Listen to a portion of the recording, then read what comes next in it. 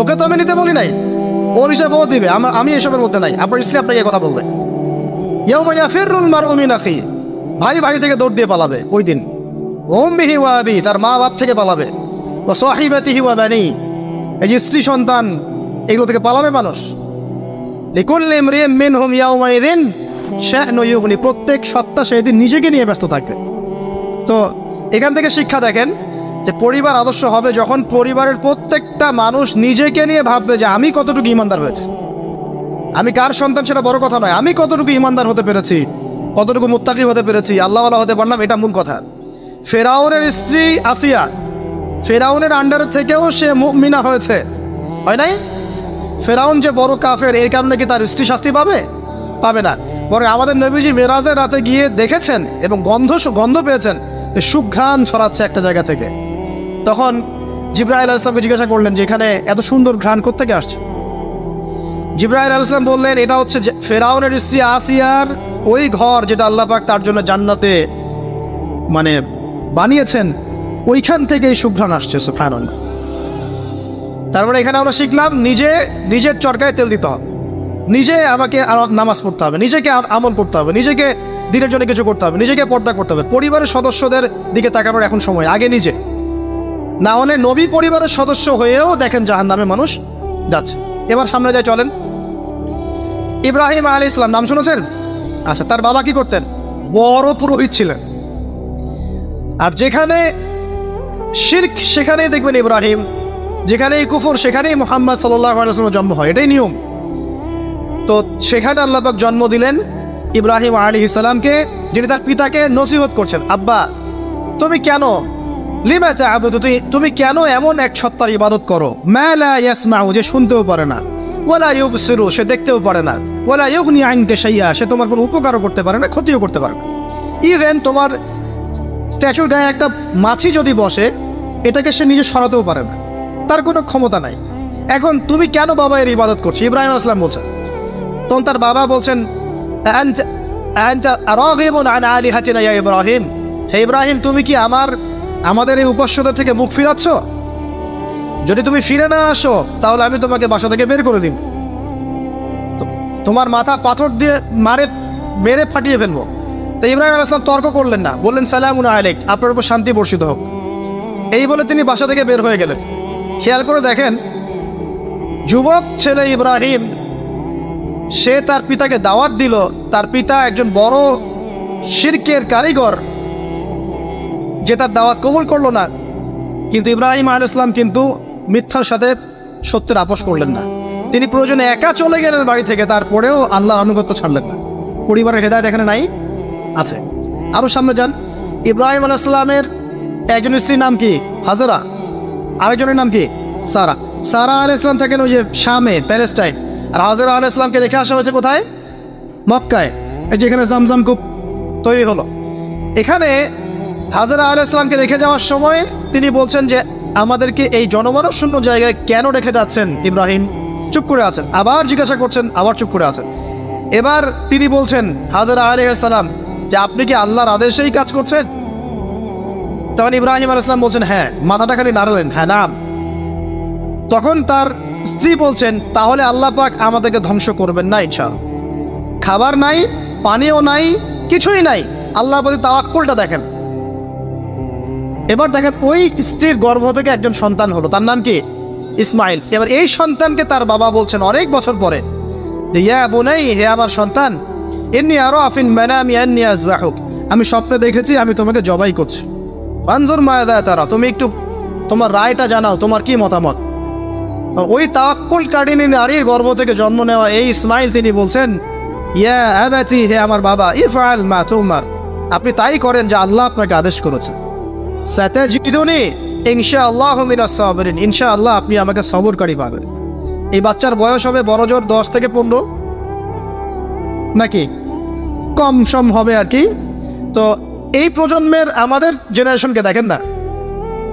আমি গতকালকে Google search করে দেখেছি যে বাংলাদেশের 11 থেকে 19 বছর বয়সী যে বাচ্চারা আছে, কিশোর, এরা এখন সবচেয়ে বেশি পর্ন দেখে, সবচেয়ে বেশি। এবং কলেজ পড়ুয়াদের, স্কুল কলেজ পড়ুয়ার মধ্যে 77%ই পর্ন দেখে। এবং ইন টোটাল হিসাব করে দেখা যায় বাংলাদেশে 92% মানুষ পর্ণাসক্ত, মানে পর্ণাসক্ত না হলেও পর্ন দেখে। তো ওই যে কিশোর ইসমাইলের চেতনা দেখেন আর আমাদের এই যুব সমাজের চেতনা দেখেন, পার্থক্যটা করেন আপনি, তাহলে বুঝতে পারবেন কিভাবে রেভলিউশন হয়েছে ইসলামের, এখন কেন হচ্ছে না আপনি নিজেই বুঝতে পারবেন। আমাদের কারণেই হচ্ছে না। আসেন এবার এই সন্তানকে যে জবাই করার ঘটনা, আল্লাহ পাক হাদিয়া পাঠালেন, তাকে জবাই করতে হলো না, এখান থেকে আমরা কুরবানির ঈদ পালন করছি, তাই না?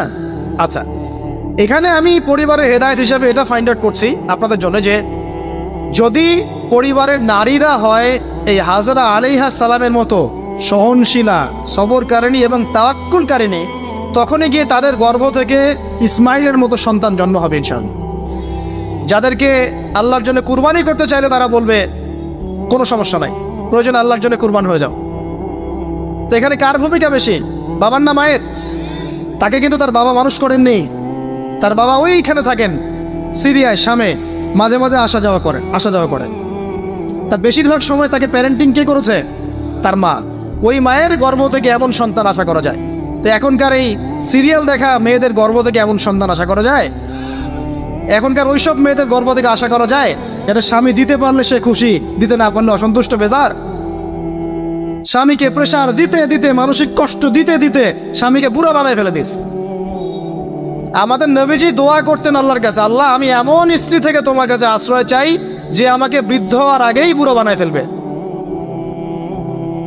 বৃদ্ধ হওয়ার আগেও স্ত্রী চাইলে স্বামীকে বুড়া বানাতে পারে। দেখা যায় অনেক সময় অনেক পরিবার স্ত্রীদের মানসিক টর্চারের কারণে স্বামীরা স্ট্রোকের শিকার হয়, রোগ ব্যাধির শিকার হয়, হার্ট স্ট্রোক করে, হাই প্রেশারের শিকার হয়, পেরেশান, দিনের জন্য কাজ করা তো দূরের কথা, দুনিয়া সামলাতে তার সারাদিন চলে যায়। এই নারীরা কি হাজরা আলাইহিস সালামের মতো? যখন এমন নারীরা ঘরে ঘরে তৈরি হবে তখন দেখবেন আদর্শ পরিবার ঠিকই গঠিত হবে। চাপ তো বিয়ে করলে এই ধরনের মেয়েকে করবেন। রূপের সৌন্দর্য দেখে, টাকা পয়সা দেখে আর অন্যান্য বিষয়গুলো দেখে এত বেশি ইমপ্রেসড হওয়ার দরকার নেই। আপনি দেখবেন দিনদারিতা আছে কিনা, এবং দিনদারিতা কিন্তু শুধু বোরখার মধ্যেই থাকে না। আপনাকে কথা বলে প্রশ্ন উত্তরের মাধ্যমে পাত্রী দেখার সময় এগুলো যাচ করতে হবে। আপনাকে ওর মাকে দেখতে হবে, তার মা কেমন, কোন মায়ের সন্তান সে, তার মায়ের আকীদা কেমন, তার মা কেমনে চলাফেরা করে, ওর নানি কেমন, ওর পরিবারের সদস্যরা কেমন, এগুলো দেখে মেয়ে চুজ করবে। এই যে নসিহতগুলো করছি, যারা আনম্যারিড তোমার জন্য এগুলো শোনার চেয়ে বেশি দামি। এই ডিসিশনটা এত গুরুত্বপূর্ণ যে জীবনে যদি এটাতে ভুল করে ফেলেন কখনো, সারাটা জীবন আপনাকে এই বোঝা টানতে হবে এবং এমন কষ্ট আসবে যেটা আপনার ওই যে বিয়ের পর নতুনত্বর সাময়িক। তিনি একজন বিজ্ঞ মানুষ ছিলেন, অনেকে বলেছেন নবী ছিলেন, কেউ বলেছেন নবী ছিলেন, যাই হোক, তিনি তার সন্তানকে কিছু নসিহত করছেন। কি চমৎকার নসিহত! তিনি সন্তানকে নসিহত করছেন, ইয়া বুনাইয়া, হে আমার ছোট্ট বৎস, লা তুশরিক বিল্লাহ, তুমি আল্লাহর সাথে কাউকে শরীক করো না। ইন্না শিরকা লা যুলমুন আযীম, কারণ শিরক হচ্ছে মহান জুলুম। ছোট্ট একটা বাচ্চা শিরকের বোঝেটা কি কিছু বোঝে? আমরা আমাদের ছোট বাচ্চাদেরকে কি শিখাই? জীবনে বড় হওয়া, প্রতিষ্ঠিত হওয়া, ইত্যাদি ইত্যাদি, তাই না? কিন্তু এখানে দেখেন লুকমান হাকিম আলাইহিস সালাম, তিনি তার সন্তানকে শিরকের শিক্ষা দিচ্ছেন। পিতামাতার খেদমত করবে, তাদের অবাধ্য হবে না, সৎ কাজের আদেশ করবে, অসৎ কাজে নিষেধ করবে, ঠিক আছে? বিপদে পড়লে সবর করবে, গাধার মতো উচ্চস্বরে কথা বলবে না। এই নসিহতগুলো করছেন লোকমান তার সন্তানকে আলাইহিস সালাম। তো এখান থেকে প্যারেন্টিং পাচ্ছেন না যে আপনি আপনার সন্তানকে, পরিবারের সদস্যদেরকে কি নসিহত করবেন? এবার কোরআনের পাতায় পাতায় আছে। ইয়াকুব আলাইহিস সালাম তার সন্তানদেরকে নসিহত করছেন, আমার পরে তোমরা কার ইবাদত করবে? তারা বলছে আমরা আল্লাহর ইবাদত করবো ইনশাআল্লাহ তাআলা। ইউসুফ আলাইহিস সালামের সাথে তার পিতার একটা গভীর প্রেমের সম্পর্ক ছিল। আসহাবুল কাহফের মধ্যে আপনি এর এক্সাম্পল পাবেন। তো কোরআনের এভাবে পাতায় পাতায় আপনি দেখবেন যে আলহামদুলিল্লাহ আল্লাহ পাক আমাদেরকে আদর্শ পরিবার গড়ার এই মেসেজগুলো দিয়েছেন। বলতে গেলে অনেক লম্বা সময় চলে যাবে, তো বাকিগুলো আপনারা খুঁজে বের করবেন ইনশাআল্লাহ। আল্লাহ পাক তৌফিক দান করুন। এবার আসেন যে নবী সাল্লাল্লাহু আলাইহি ওয়াসাল্লাম এবং সাহাবায়ে কেরামের যুগে পরিবারগুলো কেমন ছিল। খুব শর্ট করে বলি, তখন পরিবারের মধ্যে তাওহীদ ছিল, ঠিক আছে? পরিবারের মধ্যে সুন্নত ছিল, পরিবারে কোরআনের তালিম চর্চা ছিল, পরিবারে পর্দা ছিল, পরিবারের মধ্যে দেখবেন আপনি মাশাআল্লাহ ইসলামিক অনুশাসন ছিল, একটা শাসনের লাঠি ছিল, পরিবারের মধ্যে হৃদ্যতা, ভালোবাসার বন্ধন ছিল, হ্যাঁ, পরিবারে হালাল রিজিকের প্রাচুর্য ছিল, পরিবারের মধ্যে অপসংস্কৃতি ছিল না, ইসলামিক সংস্কৃতি ছিল।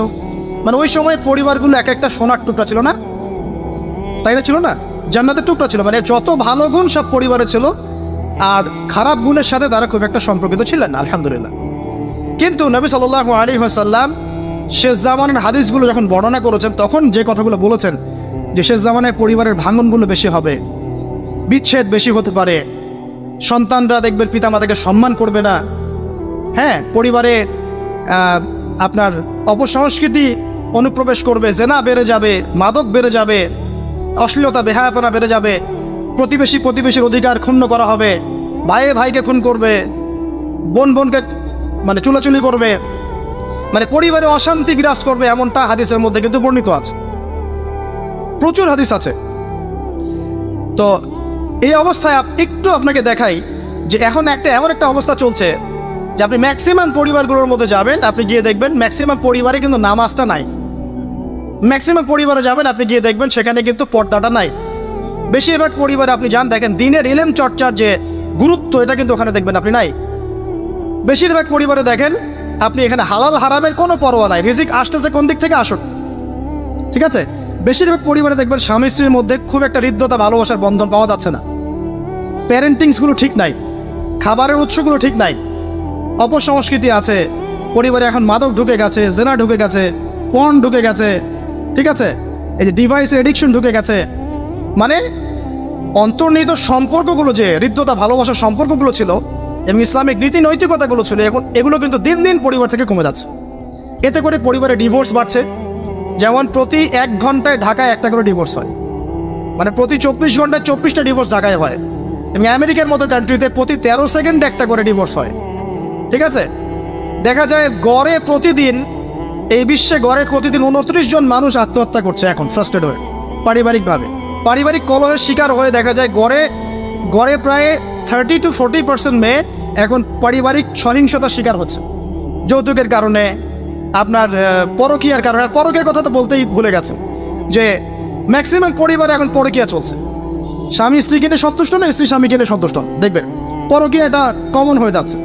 ম্যাক্সিমাম পরিবারে আপনি দেখবেন যে পর্ন ঢুকে গেছে, জেনা ঢুকে গেছে, মানে জেনাটাকে সহজ করে ফেলা হচ্ছে। এবং প্রগতির নামে আমরা এখন এমন কিছু কালচার লালন পালন করছি যেগুলো আস্তে আস্তে আমাদের ইসলাম থেকে সরিয়ে দিচ্ছে। তো পরিবারের অবস্থা এখন ভয়াবহ খারাপ, আত্মহত্যার প্রবণতা বাড়ছে, যৌতুক বাড়ছে, আপনার মাদকাসক্ত ছেলে মেয়ের সংখ্যা বাড়ছে, হ্যাঁ, পর্ন এডিক্টেড ছেলের সংখ্যা বাড়ছে। এরা না দেশকে কিছু দিতে পারছে, না সমাজকে, না জাতিকে। এরা কিন্তু আসলে সম্পদ না, এরা বরং বোঝা হচ্ছে। দুনিয়াবী বিষয়গুলোকে অনেক বেশি গুরুত্ব দেওয়া হচ্ছে, এতে করে দিনটা কিন্তু সংকুচিত হচ্ছে। তো এগুলো বলতে থাকলে অনেক সময় চলে যাবে। তো এক কথায় পরিবারের ভাঙনটা এখন বেশি এবং পরিবারের নীতি নৈতিকতার অবস্থা খুব খারাপ। এর কারণগুলো আমরা ফাইন্ড আউট করলাম। কী কী কারণ? 1 নাম্বার ধরেন কোরআনের তালিম চর্চা উঠে যাওয়া, তাওহীদ উঠে যাওয়া, শিরকের অনুপ্রবেশ, সুন্নত উঠে যাওয়া, বেদাতগুলো ঢুকে যাওয়া, পরিবারে হারাম রিজিক ঢুকে যাওয়া, পরিবারের কর্তাদের নীরব ভূমিকা, হ্যাঁ, পরিবারে হাজরা আলাইহিস সালামের মতো মা না থাকা, পরিবারে খাদিজা রাদিয়াল্লাহু আনহার মতো স্ত্রী না থাকা, অনেক কারণ। এরপরে বাইরের সংস্কৃতি অনুপ্রবেশ, হ্যাঁ, প্রিন্ট এবং ইলেকট্রনিক মিডিয়ার যৌনতা, এই সব কিছু মিলে কিন্তু পরিবারগুলো টাস করছে এখন। এতে করে দেখবেন অনেক সমস্যা হচ্ছে। যৌতুক টৌতুক তো বললাম, সবচেয়ে বড় কথা আপোষের যে মিল মহব্বত, ওয়াজআলা বাইনাকুম মাওয়াদ্দাতা ওয়া রাহমা, এটা আস্তে আস্তে কমে যাচ্ছে। পরিবার যখন এরকম ভাঙনের শিকার হচ্ছে, তখন দেখবেন সমাজের মধ্যে স্ট্যাবিলিটি নষ্ট হচ্ছে এবং এই সমাজগুলোতেই আপনি কখনো আদর্শ রাষ্ট্র কায়েম করতে পারবেন না। এখন আসেন, জাস্ট এখান থেকে আমি আলোচনার শেষের দিকে যাব অল্প সময়, যে আমরা এখন কি কি কাজ করলে কিভাবে স্টার্ট করব আর কিভাবে আমরা এটাকে সলভ করতে পারি। এই সলিউশনটা 2 রকম। 1 নম্বর হচ্ছে যারা অলরেডি পরিবারে ঢুকে গেছেন তাদেরকে অন্য জায়গা থেকে শুরু করতে হবে। মানে যারা অলরেডি পরিবারে ঢুকে গেছেন আপনাদেরকে তওবা করে ফিরে এসে আবার শুরু করতে হবে। আর যারা পরিবারে এখনও ঢোকেন নাই, আপনারা এখনও সৌভাগ্যবান। এখন থেকে যদি আপনারা এই নসিহতগুলো মেনে চলতে পারেন, ইনশাআল্লাহ আপনার পরিবারটা 8-10টা পরিবারের মতো হবে না ইনশাআল্লাহ। প্রথমে বলি তাদের কথা, যারা পরিবারে ঢুকে গেছি আমরা, তাদের কাজ কি? তাদের প্রথম কাজ হচ্ছে ঠান্ডা মাথায় বিশ্বের পরিস্থিতি, সমাজ দেশের পরিস্থিতিগুলো নিয়ে চিন্তা করা, ঠান্ডা মাথায় যে হচ্ছেটা কি আসলে। যখন দেখবো যে না আসলে ভালো কিছু হচ্ছে না, খারাপ হচ্ছে, তখন আপনার ভুলটা কোথায় সেটা আপনাকে ফাইন্ড আউট করতে হবে। আপনার ভুলটা কোথায় ছিল? আপনি এমন কাউকে বিয়ে করেছেন যে ফ্যামিলিস্ট, আপনি এমন একটা পরিবার গঠন করেছেন যেখানে আপনি কোরআনটা চালু করতে পারেন নাই, সবাই নামাজ পড়ছে না, সবাই পর্দা করছে না, হ্যাঁ, নিয়মিত তালিম হচ্ছে না। এখন আপনার কাজ কি? আগে তওবা করে ফিরে এসে আপনি জ্ঞান চর্চা শুরু করেন। আপনি নিজে রোল মডেল হয়ে দেখান, জ্ঞান চর্চা করে, আমল করে, পর্দা করে, ইসলামের জন্য কিছু করে একটা রোল মডেল স্থাপন করে দেখান, দেখিয়ে পরিবারকে আহ্বান করেন যে তোমরাও এদিকে আসো। এবং আপনার যত ক্ষমতা আল্লাহ পাক দিয়েছেন পরিবারে, অর্থনৈতিক ক্ষমতা বা স্বামী হিসেবে ক্ষমতা, বাবা হিসেবে ক্ষমতা, এটা আপনি পরিবারে প্রয়োগ করে পরিবারটাকে লাইনে আনার চেষ্টা করেন। এরপরে চেষ্টা করতে করতে করতে করতে যদি কোনো কাজই না হয় শেষ পর্যন্ত, অ্যাটলিস্ট আপনি আপনার দায়িত্ব পালন করেছেন। এখন তাদের ভার আল্লাহর হাতে ছেড়ে দেন, আপনি আপনার কবরের ফিকির করেন, ব্যাস। যার যার হক তাকে দিয়ে দেন, নিজের হকটা আল্লাহর কাছে চেয়ে নেন। আর দ্বিতীয় হচ্ছে তারা যাদের পরিবার এখনো শুরু হয়নি, আপনারা কিভাবে স্টার্ট করবেন? প্রথমে বলবো জ্ঞান চর্চা এখনই করে নেন, জ্ঞান অর্জনটা এখনই করে নেন। পরিবার গঠন হয়ে গেলে অনেক রেসপন্সিবিলিটি আসবে, তখন ডিফিকাল্ট। তো জেনারেল লাইনে পড়া, ইসলামিক পড়া একটা ব্যালেন্স করেন। আমি বলছি না জেনারেল পড়া ছেড়ে দেন, আমি এটা কখনো বলি নাই। ওটা পড়াশোনা করেন, ইসলামিক পড়াশোনাগুলো করেন, একটা ব্যালেন্স করেন। করে আপনি 5 ওয়াক্ত নামাজ শুরু করেন, আল্লাহ রাস্তায় সময় লাগান, কোরআন তেলাওয়াত করেন, আলেম ওলামার সোহবতে যান, হ্যাঁ, আত্মশুদ্ধিমূলক কাজ করেন, সমাজ কল্যাণমূলক কাজ করেন। পাশাপাশি আরও বলবো যে দিনই কাজে ব্যস্ত থাকেন, ভালো কাজে ব্যস্ত থাকেন। এভাবে নিজের ভিতরটাকে আগে পরিশুদ্ধ করে নেন। এরপর আপনি একটা হালাল রিজিকের চেষ্টা করেন, একটা হালাল পবিত্র রিজিক হোক, সেটা কৃষিকাজ। লজ্জার কিচ্ছু নাই, কৃষিকাজ লজ্জার কোনো প্রফেশন নয়, গর্বের প্রফেশন। কারণ আল্লাহ পাক বহু নবীকে রাখালি করিয়েছেন, পশুপালন করিয়েছেন, জানেন? মুসা আলাইহিস সালামকে আল্লাহ পাক পশুপালন করিয়েছেন 8 বছর 10 বছর। এগুলো কোনো লজ্জার প্রফেশন নয়, এটা গর্বের প্রফেশন। আপনি হালাল রিজিক, অর্থনীতি হোক, আপনার কৃষিভিত্তিক হোক, বা ব্যবসা করেন হালাল কোনো, বা গভর্নমেন্ট জব, বড় বড় গভর্নমেন্ট জবের জন্য ট্রাই করেন, সেটাও ভালো। যদি না পান, বেসরকারি জব পান, আলহামদুলিল্লাহ। খেয়াল রাখবেন, জব করতে গিয়ে, ব্যবসা করতে গিয়ে এবং রিজিকের সন্ধান করতে গিয়ে আপনার নামাজ যেন ছুটে না যায়, আপনার রিজিকে হারাম যেন ঢুকে না যায়, আপনাকে যেন সুদ খেতে না হয়, আপনাকে যেন ফ্রি মিক্সিংয়ে যেতে না হয়, এগুলো খেয়াল রাখেন। খেয়াল রেখে একটা হালাল রিজিকের সোর্স আগে বের করেন। প্রয়োজনে উদ্যোক্তা হন, নতুন কিছু উদ্যোগ গ্রহণ করেন, উদ্যোক্তা হয়ে নিজে কিছু প্রতিষ্ঠা করে দেখান, এমন কিছু করেন। এরপরে আপনি বিয়ের ফিকিরটা করেন, রিজিকের ব্যবস্থাটাকে করে নেন, তারপরে ওদিকে যান। আপনার আপন ভাই হিসেবে আমি কথাগুলো বলছি, মনে করেন। এরপরে আপনি যখন বিয়ে করবেন, বললাম তো, মেয়ের জাস্ট দিনদারিতা দেখবেন। হ্যাঁ, এর উপর যদি সৌন্দর্য থাকে আলহামদুলিল্লাহ, বংশ ভালো হয় আলহামদুলিল্লাহ, মেয়ের অর্থ সম্পদ আছে আলহামদুলিল্লাহ। যদি এগুলোর কোনোটাও না থাকে, দিনদারিতা থাকে, জাস্ট ওটাকে দেখেন, আর কিছু দেখার দরকার নেই, কিছু দেখার দরকার নেই। এরপরে আরেকটা কথা বলতে ভুলে গিয়েছি, যে আপনি এই লেভেলে যাওয়ার আগে নিজেও পবিত্র থাকার চেষ্টা করেন। আপনি নিজে জেনায় যায় না, নিজে পর্নে যায় না, নিজে হারাম অ্যাফেয়ার্সে যায় না। যদি আপনি যান, তাহলে আল্লাহ পাক কিন্তু আপনাকে পবিত্র স্ত্রী নাও দিতে পারেন। এটাই আল্লাহ পাকের নীতি, যে একজন পবিত্র মানুষ পায়, ঠিক আছে? যে যেমন আল্লাহ পাক তাকে তেমন মিলিয়ে দেন, এটা আল্লাহ পাকের একটা সুন্নাহ। এর ব্যতিক্রম হতে পারে, কিন্তু আপনি যদি পবিত্র না থাকেন, আপনি পবিত্র স্ত্রী নাও পেতে পারেন। তা আপনি আগে নিজে পবিত্র থাকেন, তারপরে আপনি এখন মেয়ে দেখেন। আলহামদুলিল্লাহ, বললাম দিনদারিতা প্রাধান্য দেন। এখানে হাদিসে এটা বলা হয় নাই যে 4টা গুণ দেখে বিয়ে করো, বরং বলা হয়েছে 4টা গুণ দেখে সাধারণত বিয়ে করা হয়, ঠিক আছে? করো আদেশটা এমন নয়, ইনকাহ কথাটা এমন নয়, বা ইনকাহু এমন নয়, তুনকাহু মানে বিয়ে সাধারণত করা হয়। কেউ টাকা দেখে, কেউ সৌন্দর্য দেখে, কেউ দেখে বংশ। তুমি দেখো দিন, নবীজি বলছেন তুমি দিন দেখো, নাহলে তোমার হাত ধুলে ধূসরিত হবে, মানে ধ্বংস হয়ে যাবে তুমি। আর দিন দেখার ক্ষেত্রে শুধু বাইরের গেট আপটা যথেষ্ট নয়, তার পড়াশোনা দেখেন, তার হিস্ট্রি ঘাটবেন, তার অতীতে সে কোথায় কোথায় পড়াশোনা করেছে, কি করেছে, খোঁজ খবর নেবেন। হুট করে তাড়াহুড়া করে কোনো ডিসিশন নিয়ে ফেলবেন না, এটা খুব ভুল করে মানুষ, ঠিক আছে?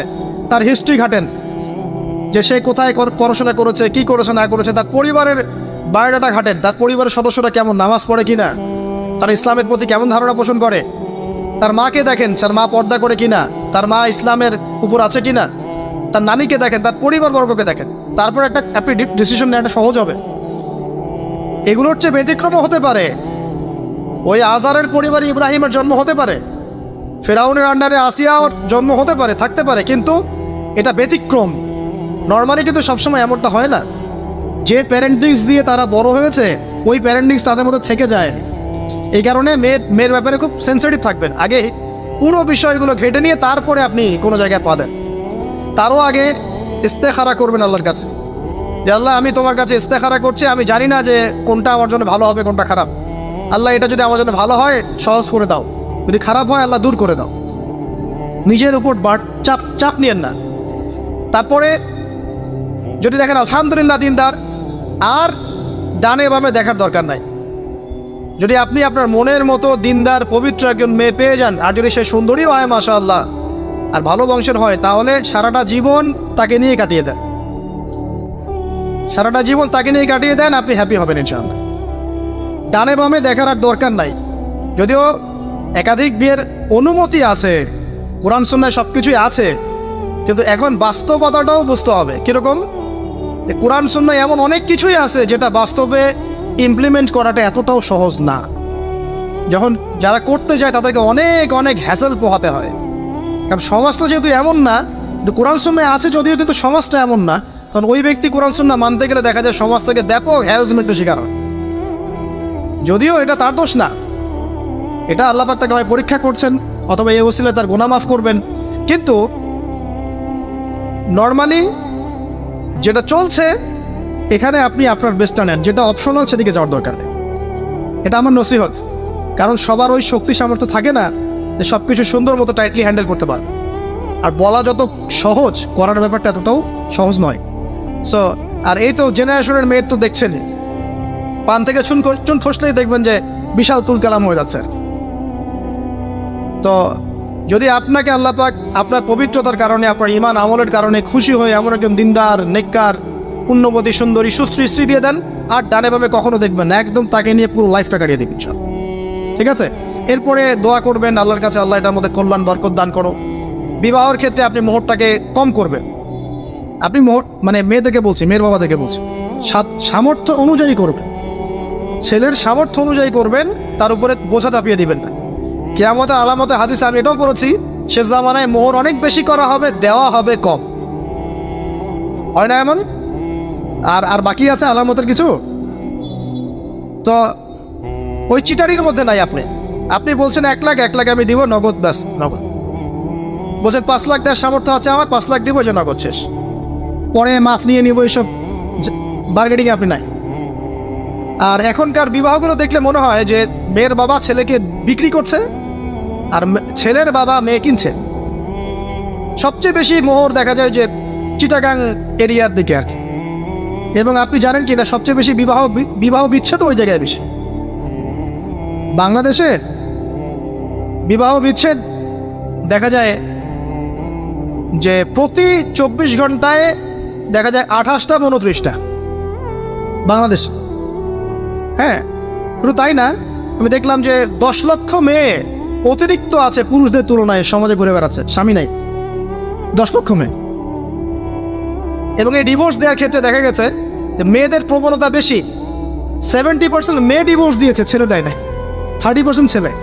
তাহলে মেয়েদের সাইকোলজি চিন্তা করেন। ও মনে করছে আমি তো এখন শিক্ষিত হয়ে গেছি, তোমাকে আমার দরকার না, আমি চাকরি করে খাবো। খুব বেশি শিক্ষিত দরকার নেই আপনার, দিনই শিক্ষা আছে কিনা ওটা দেখবেন। ফ্যামিনিস্ট মেয়েদেরকে নেওয়ার দরকার নাই, আপনি নেবেন ইসলামিক অনুশাসনে চলে এমন মেয়ে। এরপর যখন পরিবার স্টার্ট হবে, আল্লাহর কাছে বরকত চাবেন, বিয়েটা সহজ করে নেবেন। যে বিয়েতে খরচ যত কম, সে বিয়েতে আল্লাহর বরকত তত বেশি। হাদিস। ওলিমা হবে, মাশাআল্লাহ, আপনার বিবাহিত জীবন মোবারক হোক, দোয়া করি। এরপরে দেখবেন উভয়ের মাঝখানে আল্লাহ পাক আপনাদের মাঝখানে ভালোবাসা ঢালবেন ইনশাআল্লাহ। সূরা রুমের মধ্যে আল্লাহ পাক বলেছেন, ওয়াজআলা বাইনাকুম মাওয়াদ্দাতা ওয়া রাহমা, আমি আল্লাহ স্বামী স্ত্রীর মাঝখানে ভালোবাসার ভ্রাতৃত্ব ঢেলে দিয়েছি। এটা আল্লাহ পাকের একটা আয়াত, নিদর্শন। এবার আপনি পরিবার গঠন করেছেন, এখানে আমি কয়েকটা কথা বলি যে উভয়ের মাঝখানে খুব চূড়ান্ত লেভেলের ভালোবাসা, এটাই যথেষ্ট নয় পরিবার সুখী হওয়ার জন্য। পরিবারের মধ্যে এখন থাকতে হবে সলাত। কি থাকতে হবে ভাই? সলাত। পরিবারে থাকতে হবে কোরআন, পরিবারে থাকবে সুন্নাহ, পরিবারে থাকবে ইসলামী অনুশাসন, পরিবারে থাকবে খাস পর্দা। আপনার বউকে মানুষ দেখেই নাই, এরকম পর্দা। আর কাপড় খোলা তো অনেক দূরের কথা, আমার এমন স্ত্রী আপনার স্ত্রীকে দেখেই নেই, বাধ্য না হলে সে বাইরেই আসবে না। বাধ্য হয়েছে, আসছে, মাহারাম আছে, মাহারাম সাথে আছে, এখন বাইরে আসছে। আপনার স্ত্রী ওই মানুষের বাসায় গিয়ে রাত কাটাবে না, এমনকি মানুষের বাসার টয়লেটে গিয়েও যেন সে কাপড় না চেঞ্জ করে। কারো বাসায় গিয়ে স্ত্রীকে রেখে দিয়ে আসবেন না, যে অপরিচিত কারো বাসায় স্ত্রীকে রেখে আপনি কোনো কাজে গেছেন, যাবেন না, এটা বলবেন। আপনার কাছে মনে করেন একটা কোহিনূর হীরা আছে, মনে করেন যেটার মূল্য ধরেন যে লক্ষ কোটি ডলার, এটা আপনি কি যত্রতত্র ইউজ করবেন, নাকি আপনি খুব যত্ন করে আপনার ভিতরে আগলে রাখবেন? কোনটা? ইসলাম এভাবে নারীকে সম্মানিত করেছে যে তারা আমাদের কাছে এত বেশি প্রেশিয়াস যে আমরা এভাবে যত্ন করে ওদেরকে ঢেকে রাখি। কথা কি বুঝতে পারছেন? আর তোমাদের কাছে মেয়েদের দাম নাই, তোমরা ল্যাংটা হয়ে করো, তোমাদের কে বাধা দিয়েছে? ঘুরছেও তো তাই। আর নগ্নতা বলতে আপনি কি মনে করছেন? খালি কি বিকিনি সংস্কৃতি নগ্নতা? নিসাউদ্দিন আসিয়াতুন আরিয়াও তো নগ্নতা, যে নারী পোশাক পরেও নগ্ন হয়ে আছে, এটাও তো নগ্নতা। আর নবীজি বলেছেন যে লা ইলাহা ইল্লাল্লাহ ওয়াইলুল লিল আরব কদ ইখতারাবা মিন শাররি কদ ইখতারাব। আরবদের ধ্বংস, লা ইলাহা ইল্লাল্লাহ, আল্লাহ ছাড়া কোনো ইলাহ নাই, কি ভয়ঙ্কর আযাব আসছে। তার স্ত্রী যায়নাব বিনতে জাহাশ তিনি বলছেন, ইয়া রাসূলুল্লাহ আনুহলিকু ওয়া ফিনা সালিহিন, আমাদের মধ্যে সালেহ সৎ মানুষ থাকা সত্ত্বেও কি আমরা ধ্বংস হয়ে যাব? নবীজি বলছেন নাম, হ্যাঁ। ইযা কাসরাতিল খাবাস, যখন অশ্লীলতা, বেহায়াপনা, নগ্নতা ছড়িয়ে পড়বে, তখন ভালো মন্দ সব ধুয়ে ধ্বংস হয়ে যাবে। এই কারণে নিজে খুব ভালো আছি, ওরা খারাপ, ওদেরকে কিছু বলার দরকার নাই বলে ভালো হয়ে থাকার সুযোগ নাই। ওগুলো যত ছড়াবে, ভালো আলেম জালেম সব ধ্বংস হয়ে যাবে। আল্লাহ বোঝার তৌফিক দান করুন। এবার আপনি আপনার স্ত্রীর সাথে এভাবে হৃদ্যতা মহব্বতের সম্পর্ক রাখবেন আল্লাহর জন্যে। পরিবারের সবার পিছনে আপনি খরচ করবেন, তাদের হক দিবেন। কার জন্যে? পরিবার বর্গের কারো কাছে কিছু পাওয়ার আশায় না। এই ফিলোসফিটা বোঝেন। পরিবারের কারো কাছে থ্যাঙ্কস পাওয়ার আশায়ও না। আপনি আল্লাহর সন্তুষ্টির জন্য ওদের পিছনে খরচ করবেন, ওদেরকে ভালোবাসবেন, ওদের হক আদায় করবেন। কার জন্যে? আল্লাহর জন্য। এবং এর জন্য আপনি নেকি পাবেন ইনশাআল্লাহ। আর যদি আপনি তাদের কাছে কিছু আশা করতে যান, মনে মনে বেশি এক্সপেকটেশন রাখেন, তখন আপনি কি হবেন জানেন? আপনি পদে পদে কষ্ট পাবেন, পদে পদে কষ্ট পাবেন। দেখে নিয়ে শুধু আল্লাহর হয়ে যান, মানে আল্লাহই আপনার আপন, আল্লাহ ছাড়া আপনি কাউরে চেনেন না। আল্লাহ পাক বলেছেন এগুলো করতে, আমি করি। আল্লাহ পাক ভালোবাসা দিয়েছেন সন্তানের প্রতি, স্ত্রীর প্রতি, বাসি। কিন্তু এটা এত অধিক মাত্রায় নয় যে তার কারণে আল্লাহকে ছেড়ে দিন। বা স্ত্রী সন্তান যদি আল্লাহর পথে চলার ক্ষেত্রে বাধা দেয়, আল্লাহকে ছাড়তে পারবো না, প্রয়োজন ওদেরকে ছাড়তে পারবো, এরকম থাকবে বিষয়টা। ঠিক আছে? আরেকটা কথা বলি, শুধু ভালোবাসাই আদর্শ দাম্পত্যের জন্য যথেষ্ট নয়। এখানে প্রয়োজন হচ্ছে একে অপরের প্রতি সম্মানবোধ থাকতে হবে, একে অপরের প্রতি বিশ্বাস থাকতে হবে। বিশ্বাস না থাকলে ওই পরিবারে শান্তি থাকে না। আপনি অনেক বড় আলেম, কিন্তু যদি আপনার স্ত্রী আপনাকে বিশ্বাস না করে, আপনি শান্তি পাবেন। আপনি জানছেন আপনি ইনোসেন্ট, আপনি অনেস্ট, কিন্তু আপনার পরিবারের সদস্য, আপনার স্ত্রী আপনাকে বিশ্বাস করছেন, তখন আপনি পরিবারে সুখ পাবেন না। বিশ্বাস খুব ইম্পর্টেন্ট। আমি তো বলি যে ভালোবাসার চেয়ে বিশ্বাস বেশি ইম্পর্টেন্ট। কারণ আগে ইমান না আগে আমল? কোনটা আগে? ইমান মানে কি? বিশ্বাস না? আগে বিশ্বাস, তারপরে না আমল? ভালোবাসা একটা আমল, আর বিশ্বাসটা কি? ইমান। তা আমার প্রতি যদি আপনার ইমান না থাকে, তাহলে আপনি আমাকে ভালোবাসবেন কিভাবে? এই বিশ্বাস থাকতে হবে, স্বামীর প্রতি স্ত্রী, স্ত্রী প্রতি স্বামী। এবং এখানে পুরুষদেরকে সহনশীল হতে হবে, কারণ আপনার স্ত্রী সারা জীবনে আপনাকে প্রচুর পেইন দিতে পারে, এবং এটা মেয়েদের ফিতরত।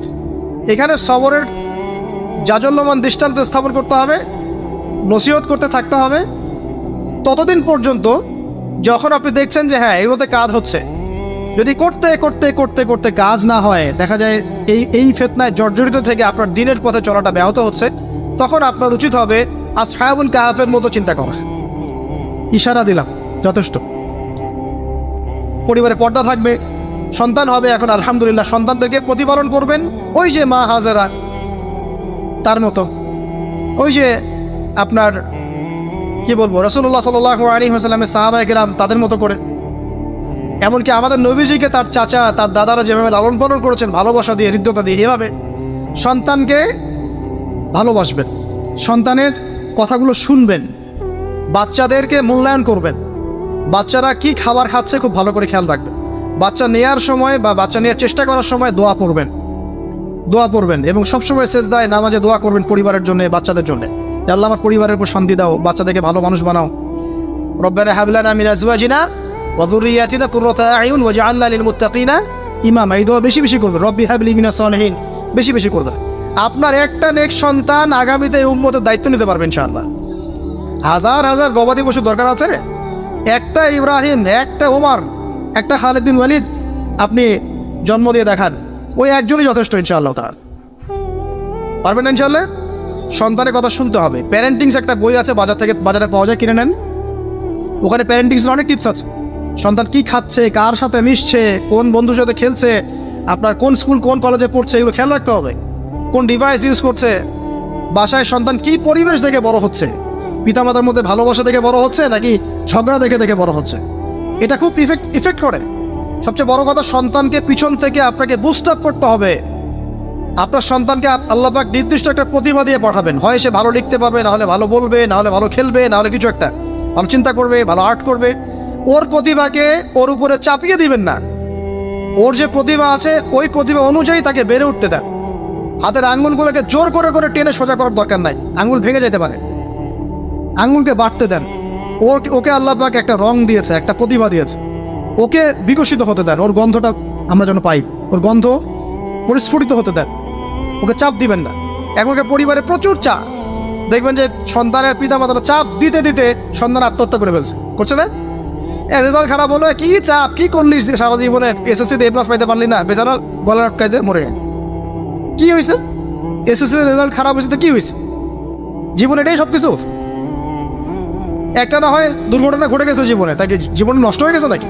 পিতামাতার চাপের কারণে, এই যে চাকরি পাইস না, সারা জীবন ধরে খাওয়াইলাম পড়াইলাম, চাকরি করতে পারিস না, আমাদেরকে দেখতে পারিস না, চাপ দিতে দিতে বেচারা এখন মাদকের দিকে।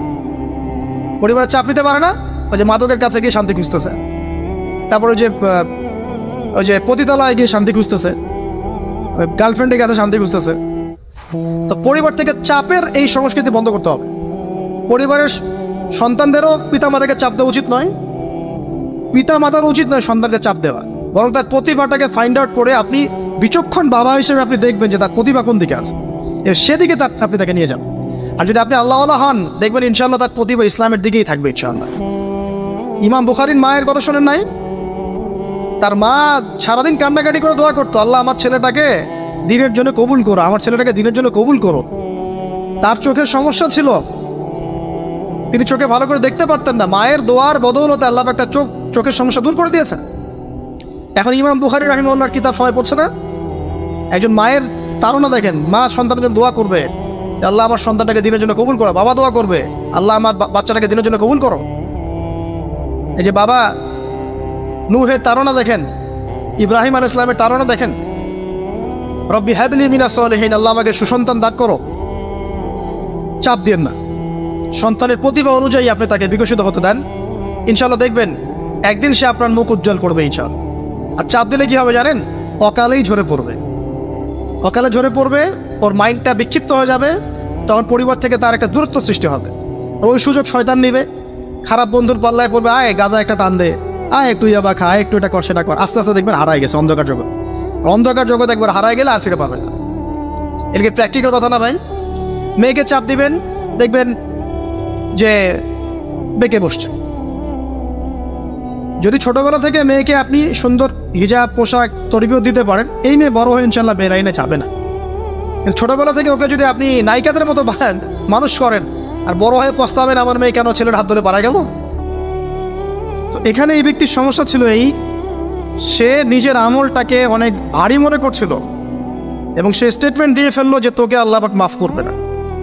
এই একটা কথা মন থেকে বলার কারণে তার ইহকাল পরকাল দুটা বরবাদ হয়ে গেল, সে জাহান্নামে চলে গেল। ঠিক আরেক ব্যক্তির ঘটনা আছে এমন, এগুলো সবগুলো রেফারেন্স আছে। এক ব্যক্তি প্রচুর ইবাদত করত, আল্লাহ পাক তার ইবাদত করার জন্যে পাহাড়ের চূড়ায় একটা সুন্দর ব্যবস্থাও করে দিয়েছিলেন, সেখানে ডালিম গাছ হতো, ঝর্ণা আসতো, খাবারের কোনো অভাব নাই। হাদিস এসেছে 500 বছর সে ইবাদত করেছে। কত বছর? কিয়ামতের মাঠে এই ব্যক্তির অবস্থা এমন হবে, তাকে জান্নাতে প্রবেশ করানোর জন্য নিয়ে যেতে বলা হবে যাও আমার রহমতে জান্নাতে চলে যাও। আল্লাহ পাক তাকে এই কথাটা বলবেন, কিন্তু এই ব্যক্তি বলবে আমার আমলের কারণে আল্লাহ পাক বলবেন আমার রহমতে জান্নাতে চলে যাও। ব্যক্তি বলবে আমার আমলের কারণে। আল্লাহ রাব্বুল আলামিন তখন তাকে দেওয়া সমস্ত নেয়ামতগুলোকে এক পাল্লায় করবেন, আর তার সমস্ত আমলকে আরেক পাল্লায় করবেন। একটা চোখের যে নেয়ামত আল্লাহ পাকের, সমস্ত আমল ও 500 বছরের ইবাদত এতটুকু হয়নি। তারপর তাকে বলা হবে ওকে জাহান্নামে নিয়ে যাও। এবার জাহান্নামে যাওয়ার সময় সে বলবে, আল্লাহ তোমার রহমতে আমাকে মাফ করে দাও। তখন আল্লাহ পাক তাকে আবার ডেকে নিয়ে আসবে, বলবেন যে তোমাকে যে আমি ইবাদত করার জায়গা করে দিয়েছিলাম, এটাকে তুমি নিজে করেছো না আমি করেছি? সে বলবে আপনি করেছেন। তোমাকে যে আমি সৃষ্টি করেছিলাম, তখন কি তুমি কোনো আমল করেছিলে? বলবে না। তাহলে তোমাকে যে সৃষ্টি করেছি আমি, এটা কি তোমার আমলের কারণে? না। তোমাকে সারা দুনিয়াতে এত নিয়ামত দিয়েছি, এটা কি তোমার আমলের কারণে? সে বলবে না। তখন তাকে জান্নাতে প্রবেশ করানো হবে। কিয়ামতের মাঠে এমন অনেক ঘটনা ঘটবে যেটা আমাদের চিন্তার বাইরে। আরেকজন ব্যক্তিকে ডেকে আনা হবে, যে ব্যক্তি একটা দুটা নয় বরং 100টা খুন করেছে। সে 99 জন মানুষকে হত্যা করার পর ফতোয়া খুঁজে বেড়াচ্ছিল যে আমার তওবা কবুল হবে কিনা। একজন আবেদের কাছে গিয়েছে। আবেদ আর আলেম কিন্তু এক জিনিস না। আবেদ মানে যে প্রচুর ইবাদত করে, তার জ্ঞান কম, সে শুধু জানে কিভাবে ইবাদত করতে হয়। আলেম হচ্ছে সে যে শরীয়তের গভীর জ্ঞান জানে, আবার ইবাদতও করে। আবার যারা জ্ঞান আছে আমল নাই, সেও কিন্তু প্রকৃত আলেম না। প্রচুর জ্ঞান আছে কিন্তু জ্ঞান অনুযায়ী আমল করে না, সেও কিন্তু প্রকৃত আলেম নন। এবার আসেন, তো এই আবেদের কাছে গিয়ে সে বলছে আমার কি ক্ষমা হবে? আমি 99টা খুন করেছি। সে বলল তোমার আবার ক্ষমা? তোমার ক্ষমা নাই। তখন এই ব্যক্তি এই আবেদকে হত্যা করে 100টা খুন পূর্ণ করল, ওকেও সে মেরে ফেলছে। আমার ক্ষমাই হবে না তো তোর বেঁচে থাকার কি দরকার, তুইও মর। এই ব্যক্তির মধ্যে একটা চেতনা তৈরি করলেন যে আমাকে তওবা করতে হবে। সে তখন সার্চ করতে লাগলো আরও কোনো আলেম আছে কিনা। এরপর অনেক দূরে একজন আলেমের সন্ধান পাওয়া গেল। সে সেখানে গেল, তাকে গিয়ে বলল আমার কি ক্ষমা হবে? সে আলেম তাকে বলল হ্যাঁ, তোমারও ক্ষমা হতে পারে। যাও তুমি ইস্তেগফার করো এবং এই এলাকা থেকে অন্য এলাকায় চলে যাও। মানে যে এলাকায় তুমি অনেক দিন ছিলে, যেখানে তুমি অনেক পাপ কাজ করেছো, এখানে থাকার দরকার নাই। তওবা করে তুমি অন্য কোথাও চলে যাও, নতুন একটা জীবন শুরু করো। এখানে থাকলে হবে কি, তোমার স্মৃতিগুলো তোমাকে তাড়িয়ে বেড়াবে এবং মানুষ তোমাকে খারাপ নজরে দেখতেই থাকবে, তুমি তখন কষ্ট পাবে। এই জন্য তুমি চলে যাও। তো চলে যেতে যেতে সে রাস্তায় ইন্তেকাল করে। এবার তার রূহ নিবে কে? এই জন্য দুদল ফেরেশতা আসছেন, জান্নাতি এবং জাহান্নামী। তাদের মধ্যে বাক বিতরটা হচ্ছে কে রূহ নিয়ে যাবে। তো জাহান্নামের ফেরেশতারা বলছেন সে এতগুলো খুন করেছে, তার রূহটা আমরা নিব।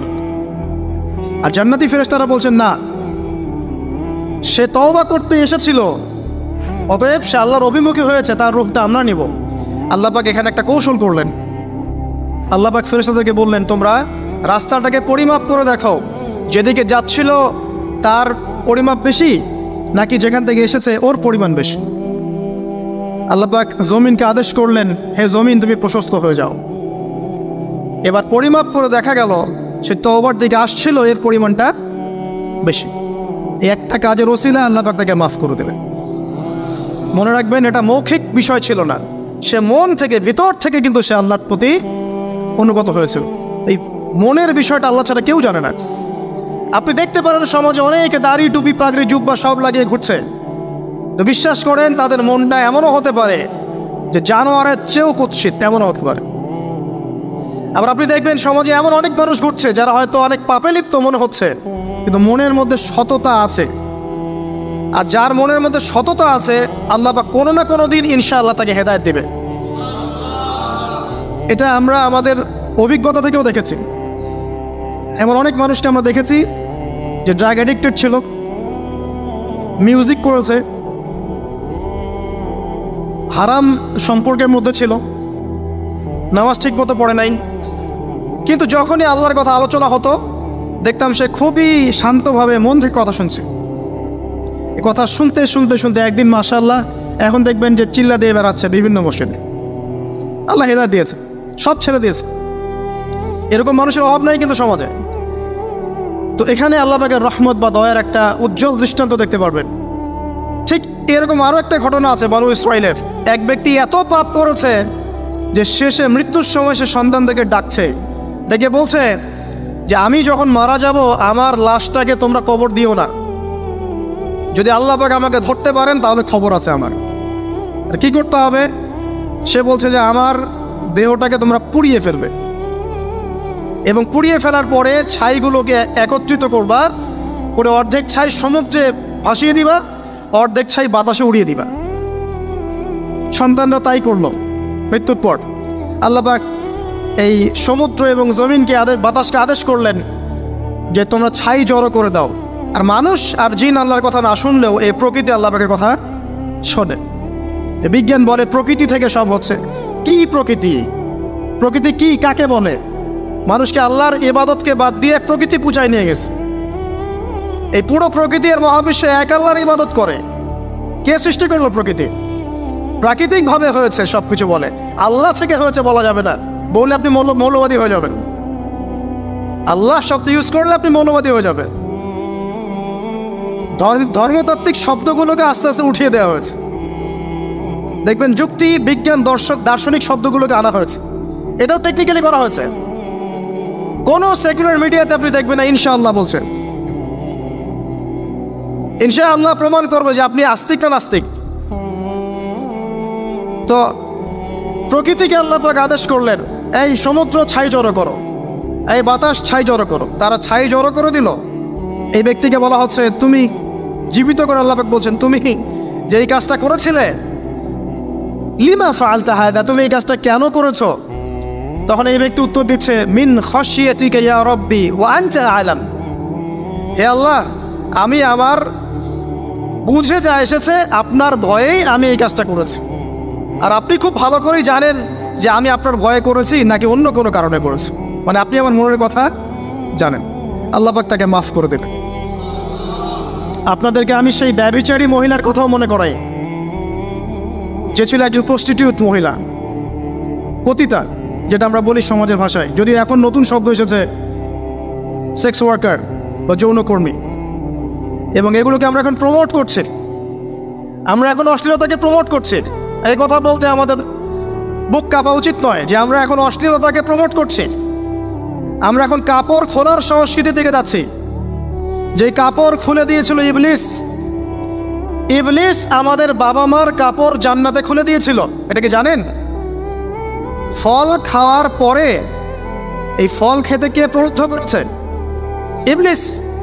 গাছের কাছে গিয়ে ফল ভক্ষণ করার পর সর্বপ্রথম আমাদের পিতামাতার গা থেকে কাপড় খুলে পড়ে গেছে।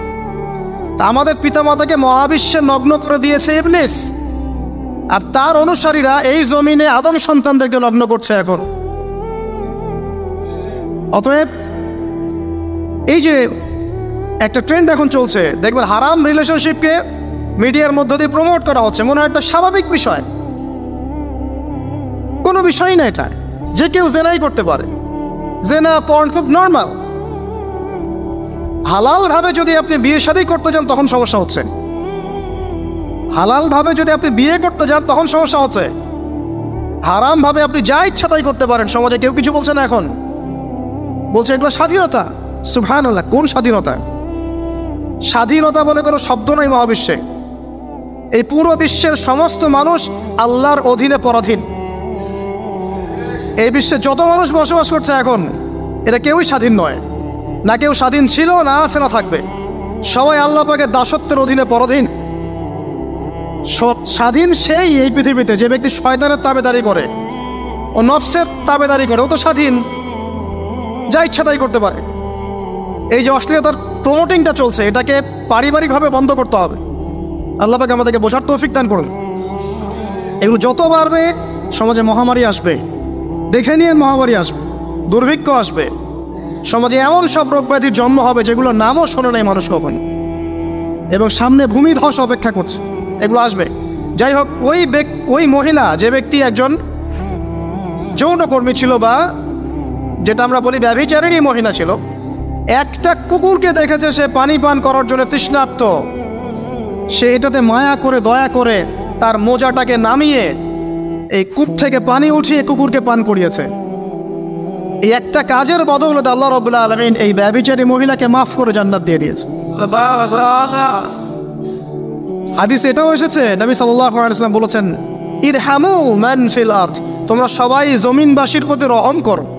জমিনে মুসলিমই থাকতে হবে, তাদের প্রতি রহম করতে হবে এমন নয়, জমিনবাসী যারাই আছে সবার প্রতি রহম করো, জাতি ধর্ম বর্ণ নির্বিশেষে। এমনকি পশু পাখির প্রতিও দয়া করো। ইরহামু মান ফিল আরদ, জমিনে যারা আছে সবার প্রতি রহম করো। ইয়ারহামুকুম মান ফিস সামা, যিনি আসমানে আছেন তিনি তোমাদের প্রতি রহম করবেন ইনশাআল্লাহ। ইসলাম এই কথাগুলো বলেছে 1400 বছর আগে। আজকের এই বিশ্বের সোকল্ড এই মডার্ন বিশ্বে যেখানে মানুষের রক্তের কোনো দাম নাই, সেখানে ইসলাম পশু পাখির অধিকার নিয়ে কথা বলেছে 1400 বছর আগে। কাদেরকে কি শেখাতে আসেন? কোরআন এবং সুন্নাহর বাইরে অভ্রান্ত সত্যের কোনো উৎস আছে? এখানে যা আছে তাই চূড়ান্ত।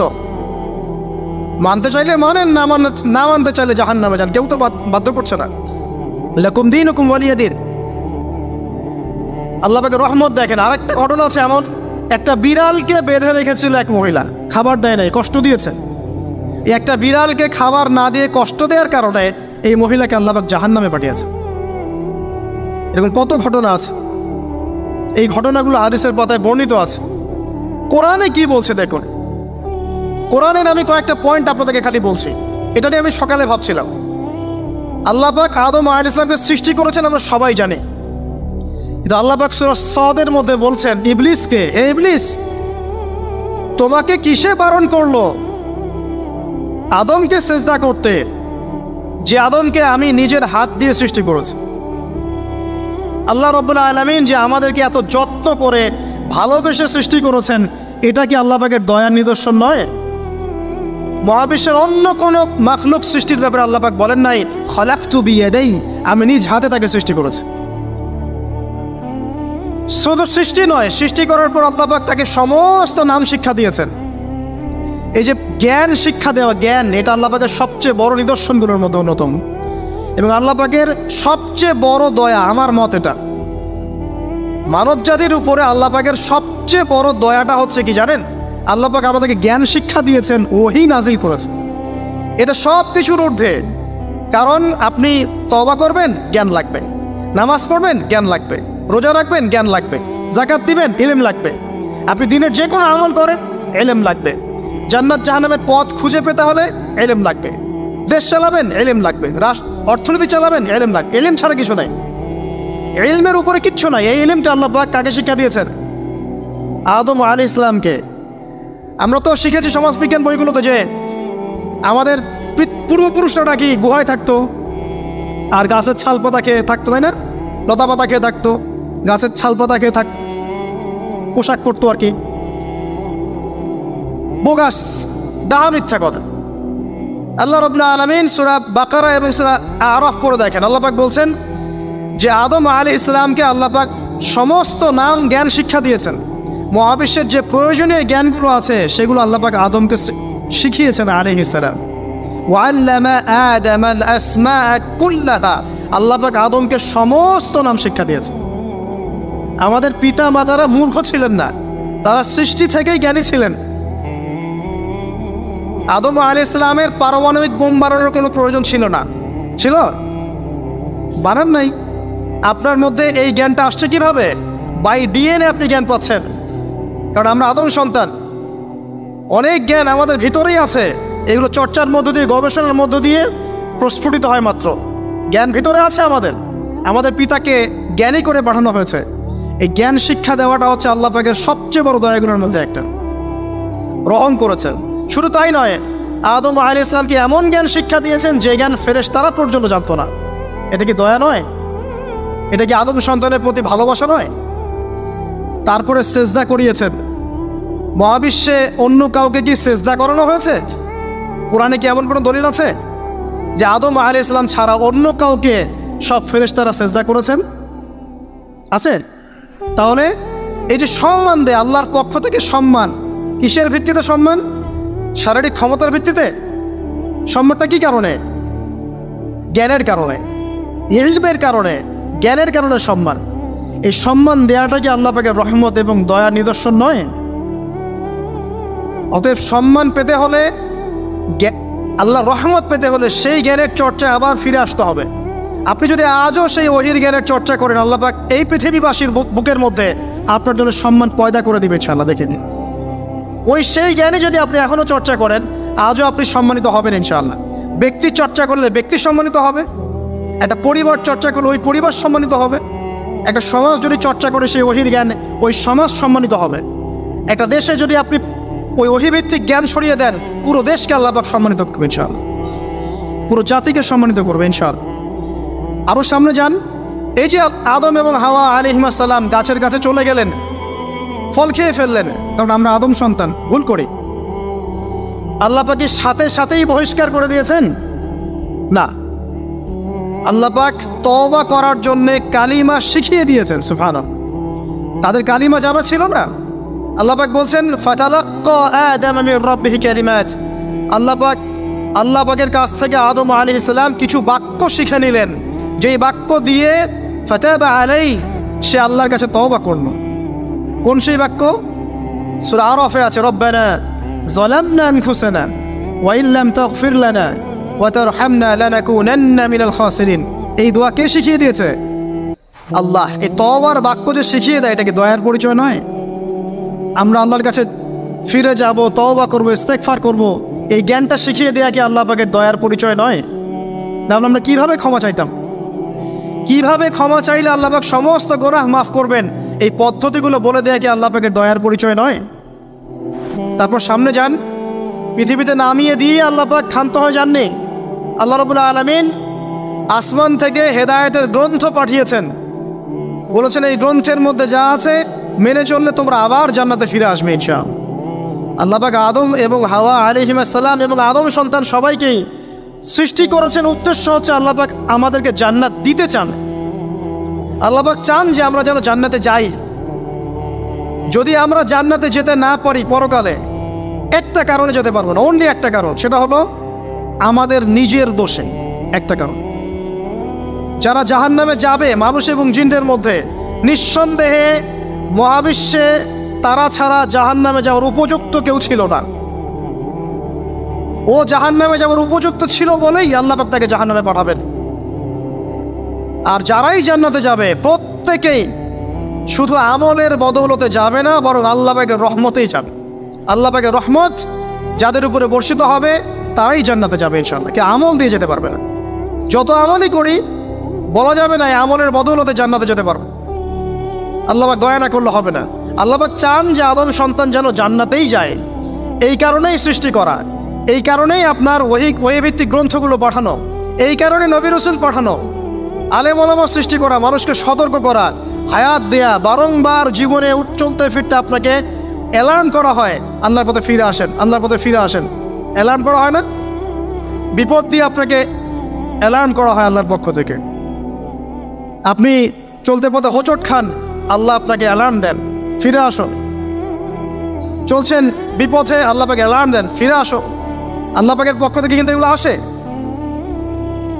অদ্ভুত একটা হাদিস বললাম, অদ্ভুত বলতে বলছি অ্যামেজিং হাদিস, যে একজন সাহাবী বলছেন, সালমান রাদিয়াল্লাহু আনহু, তিনি বলছেন যে যখন মুমিনের উপর বিপদ আপদ বালা মুসিবত আসে, তখন মুমিনের এই বিপদ আপদ বালা মুসিবত রোগ শোকের বদৌলতে আল্লাহ পাক তার গুনাহগুলোকে মাফ করে দেন এবং তার মর্যাদাকে বাড়িয়ে দেন, এবং সে আল্লাহর দিকে ফিরে আসার অনুশোচনা করার সুযোগ পায়। আর যখন কাফের মুশরিক বা ফাসিক মানুষকে এইসব রোগ ব্যাধি, বিপদ আপদ বালা মুসিবত ঘিরে ধরে, তার দৃষ্টান্ত সেই উটের ন্যায়, যে উটটাকে তার মালিক বেঁধে রেখেছে, এরপর ছেড়ে দিয়েছে। সে উটটা বুঝতেও পারলো না কেন তার মালিক তাকে বেঁধে রাখলো আর কেনই বা তাকে ছেড়ে দিল। কথাটা কি বুঝতে পারছেন? যারা আল্লাহ দ্রোহী, তাদের উপর যখন বিপদ আপদ বালা মুসিবত আসতে থাকে, তারা বুঝে না যে কি জন্য আসলো আর কেন চলে গেল। কিন্তু মুমিন ব্যক্তি যারা মুসলিম, আল্লাহর অনুগত, তাদের বিষয়টা হচ্ছে এমন বিপদ আপদ বালা মুসিবত রোগ ব্যাধি তাদেরকে আল্লাহর দিকে ফিরিয়ে নিয়ে আসবে। দেখুন, এই যে পৃথিবীতে নামিয়ে দেয়া, এরপর আল্লাহর পক্ষ থেকে ঐশী গ্রন্থগুলো পাঠানো, নবী রাসূল পাঠানো, আলেম ওলামা পাঠানো, আপনাকে হায়াত দেয়া, আপনাকে রিজিক দেয়া, এই শ্বাস নেওয়ার ক্ষমতা দেয়া, আপনাকে জ্ঞান বুদ্ধি দেয়া, বিবেক দেয়া, যে আমি তার পাশে লাউ গাছ উৎপন্ন করলাম। কোন গাছ? খেতে পারেন এর শাক এবং এই যে ফল, এটার মধ্যে নিঃসন্দেহে এমন এমন কিছু উপাদান আছে যেটা হয়তো আমরা জানিও না, আবিষ্কার করা হয়নি। তিনি সুস্থ হয়ে গেলেন আলহামদুলিল্লাহ। কোথায় যাবেন? যে কোনো জায়গায় যান। নবী ঈসা আলাইহিস সালামকে চতুর্দিক থেকে আক্রমণ করছে ইহুদিরা। আল্লাহ রাব্বুল আলামিন তাকে এমন হেফাজত করলেন, তার কাছে তাকে উঠিয়ে নিলেন। এটা কি দয়ার পরিচয় নয়? এই যে একটু আগে তেলাওয়াত করলো শুরুর আগে নবী মূসা আলাইহিস সালামের ঘটনা। বনু ইসরাইল একটার পর একটা অবাধ্যতা করেই গেছে। আল্লাহ পাক তারপরেও তাদের কাছে নবী পাঠিয়েছেন, নবী মূসাকে পাঠিয়েছেন। ফিরআউনের মতো জালেম শাসকের হাত থেকে বনু ইসরাইলকে আল্লাহ পাক উদ্ধার করেছেন। এটা কি দয়ার পরিচয় নয়? নবী মূসা আলাইহিস সালাম গাছের নিচে বসে আছেন, খাবার নাই, বাসস্থান নাই, কিচ্ছু নাই, বরং তার গায়ে একটা অপবাদ দেওয়া হয়েছে যে তিনি নাকি একজন মানুষকে খুন করেছেন। অথচ তার ইন্টেনশন সেটা ছিল না। তিনি একটা ঘুষি দিয়েছেন লড়াই থামানোর জন্য, ওই এক ঘুষিতেই সেই ব্যক্তি ডেড। এবার তিনি গাছের নিচে বসে দোয়া করছেন, রব্বি ইন্নী লিমা আনজালতা ইলাইয়া মিন খায়রিন ফাকির। আল্লাহ, আমি নিঃস্ব অসহায় হয়ে এখানে বসে আছি, তুমি আমার উপর তোমার যে রহমত পাঠাবে আমি তার ভিখারি হয়ে বসে আছি। দোয়া করার সাথে সাথেই ওই শুআয়ব আলাইহিস সালামের মেয়ে হেঁটে হেঁটে চলে আসলো। তিনি স্ত্রী পেলেন, তিনি শ্বশুর পেলেন, একজন নবী পরিবার পেলেন, বাসস্থান পেলেন, চাকরি পর্যন্ত পেলেন।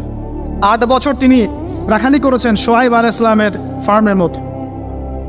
দয়া মুহূর্তেই চলে আসবে, শুধু আল্লাহর দিকে অভিমুখী হলেই হয়, এগুলো দয়া। আইয়ুব আলাইহিস সালামের কথা মনে আছে না? দীর্ঘদিন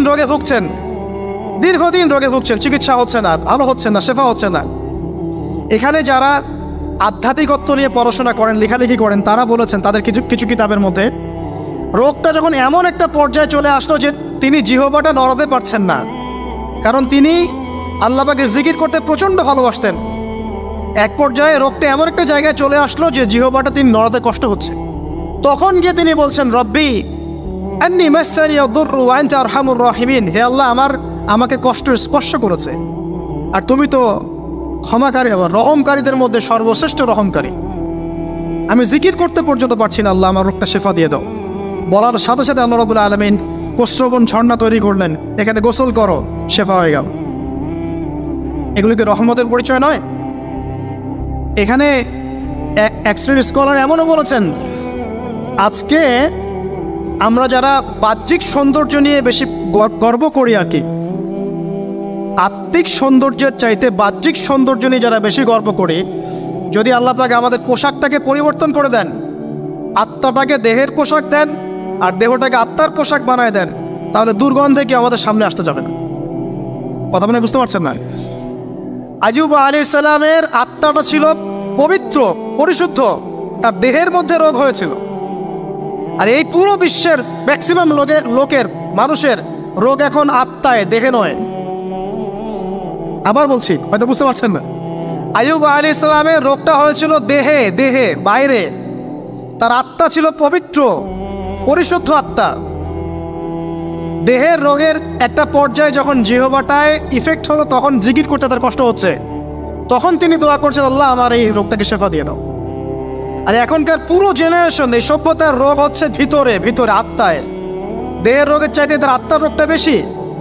এখন এই আত্মাটাকে যদি দেহ বানিয়ে দেওয়া হয় আর দেহটাকে আত্মার পোশাক পরিয়ে দেওয়া হয়, দুর্গন্ধে কেউ সামনে আসতে চাবে না এখন। তাই আইয়ুব আলাইহিস সালামের সেই দোয়া এখন আমাদের বেশি করা উচিত। রব্বি আন্নী মাসসানিয়া দুররু ওয়া আনতা আরহামুর রাহিমিন। আল্লাহ, আমাদের আত্মায় রোগ এসেছে, এটাকে তুমি শেফা দাও।